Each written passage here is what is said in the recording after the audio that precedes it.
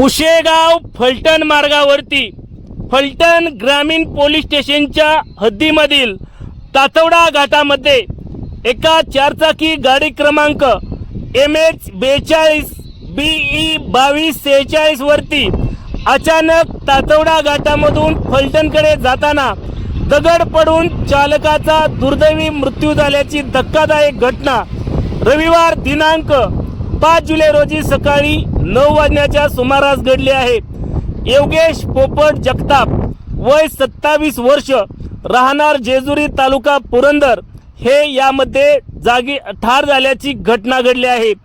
पुसेगाव गावावरून तातवडा घाटातून या गाडीमध्ये 4 जण पुण्याकडे निघाले असताना अचानक तातवडा घाटामध्ये गाडीच्या चालकाच्या दिशेने येऊन दगड पडला। यामध्ये चालक ठार झाल्याचा प्रकार घडला आहे, तर गाडीमध्ये असलेली इतर 3 जणांना किरकोळ जखम झाली आहे। जखमी झालेल्या चालकाला दवाखान्यात नेण्याचा प्रयत्न केला, मात्र तोपर्यंत त्याची प्राणज्योत मालवली।